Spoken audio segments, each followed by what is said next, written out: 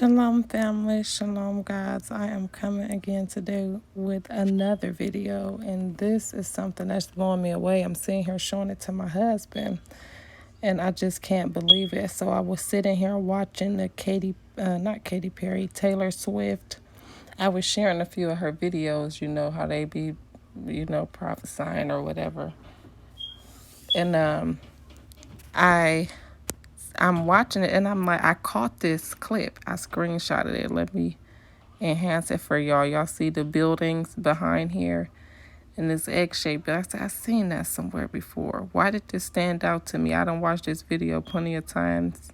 It's an old video. It's not a newer video. Okay, you can see the buildings is on fire behind them as they walk away.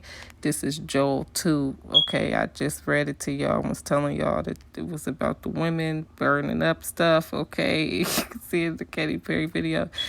But look at this. I said, I seen that somewhere before. I was telling my husband, right? And I found it. And guess what it is? Y'all will never believe it. So I pulled it up.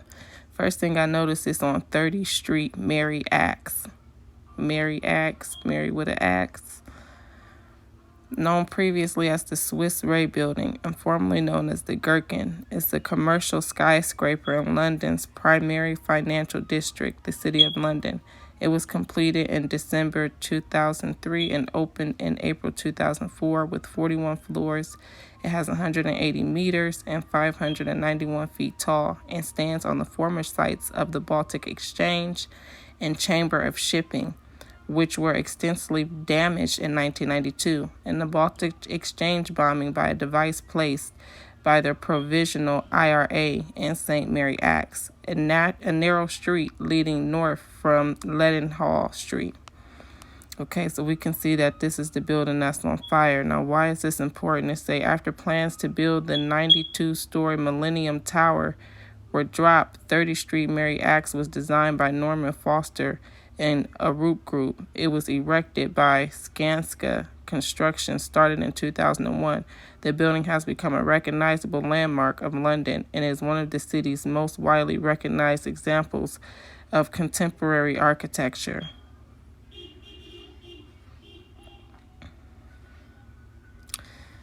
So, as I'm doing more research into this place, because I'm like, why is it targeted? Okay, and I come to find out that this is the City of London's financial district. Okay, and I said it all makes sense. It all makes sense now.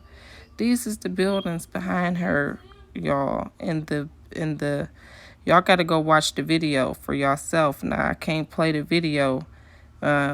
But y'all can see before the fire get real big, you can see more of the, the buildings behind her. Let's read on this. It say London has been the financial hub of the United Kingdom and a major trade and business center since the Middle Ages. Today, the city competes with the New York City for the status of the world's major financial center. Other emerging financial centers of the world, such as Hong Kong and Shanghai, gain ground, but cannot hope to displace London as the world's premier financial city in the near future. English trust laws and strong liberal laws attract foreign businesses. Along with this, the city enjoys a strong advantage thanks to a well-entrenched commercial culture. Businesses may leverage the city's strong networking base and financiers. Okay, the time on my last video was to pull down strongholds, y'all. A demolition. I kept seeing stocks. I'm so crazy. It's 5:22. I'm like, God want me to invest in stocks. I started doing it too. I put like $200 in, then I said, you know what, this ain't for me. I don't know, God, this ain't for me. I took my money back out. First of all, I'm cheap, I'm poor, and I don't like to gamble, okay? And I said, you know what, this is probably why God been telling me about stocks all this time, because this is where the stock exchange is, okay? Or they deal in the stock. Let's just read. I don't want to say wrong. Let's just read. Much of London's finance industry is located at the square mile or the city. the long-standing business hub of London, the other major financial district in the Canary Wharf area, about 4 kilometers east of the city. Both these financial districts experience growth, but restrictive planning policies within the city make Canary Wharf the first choice for most new firms. It is estimated that the financial service sector employs about 315,200 people within the city. Apart from the traditional banking activities and insurance, London also thrives as a center for foreign exchange and bond trading.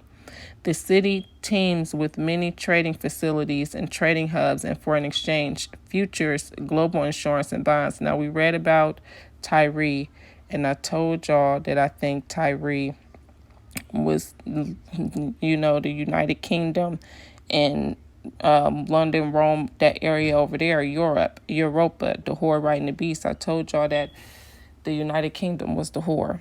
Okay, and it's funny that they showing that is getting blown up. Apart from traditional banking, so let's say insurance and bonds. The foreign exchange market has a daily global.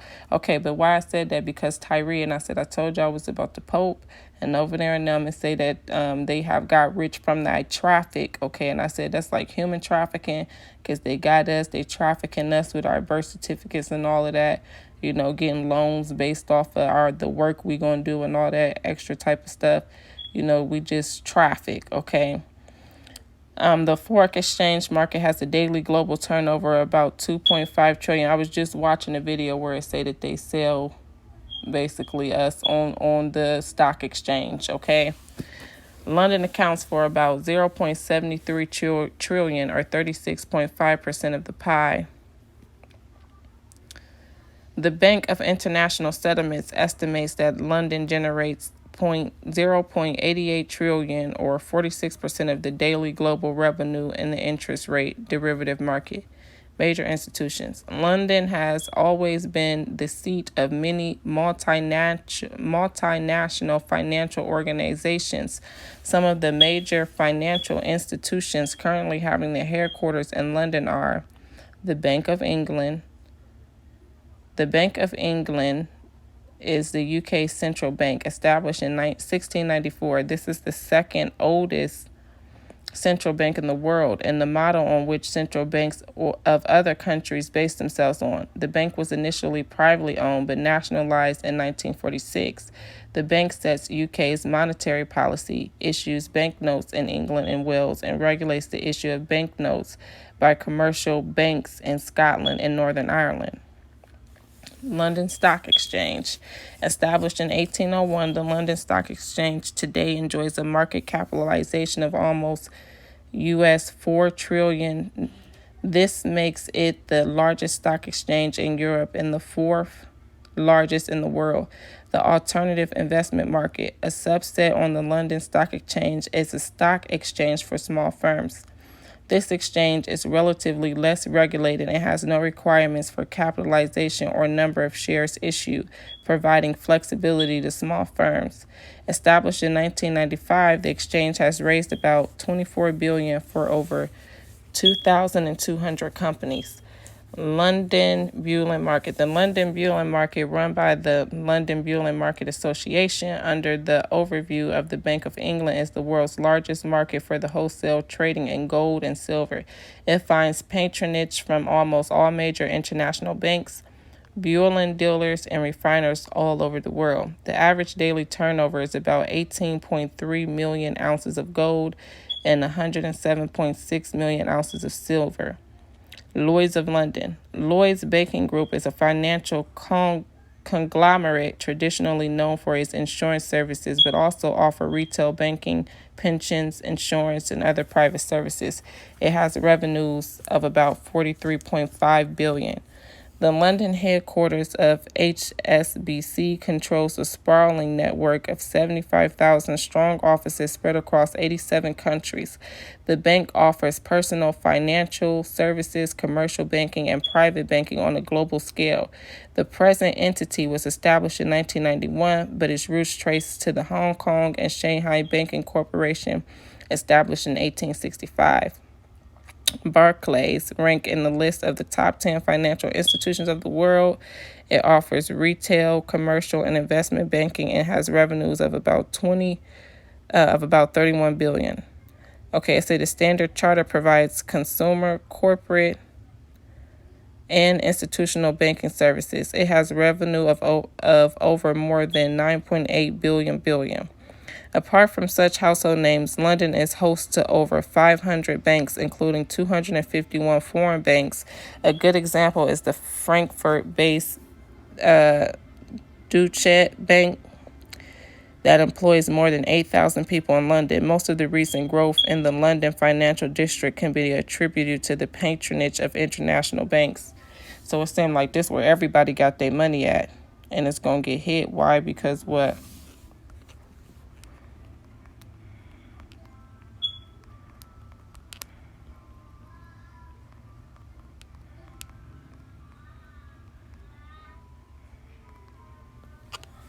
I told y'all the United Kingdom is the whore. And the 10 horns which thou sawest upon the beast, these shall hate the whore, and shall make her desolate and naked, and shall eat her flesh, and burn her with fire. Do y'all need to see that picture again?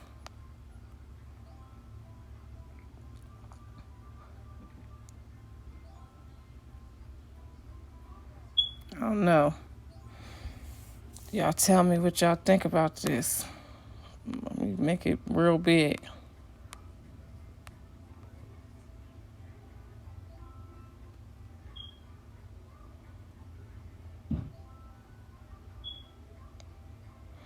The 10 horns y'all saw this on the beast. Okay, the 10 horns you saw on the beast. Now I told y'all I think the 10 horns is Israel. Okay, the 10 horns on the beast is Israel. And they say the 10 horns that you saw on the beast, because these are those, because these 144,000, but they still Israelites, Israel. So they still part of the 10 horns on the beast. Okay, but they come out of her, my people. Okay, come out of her. Look, come out of her, my people. Okay, I'm done. Y'all tell me what y'all think about this. Shalom, family. Love you guys. Till we meet again.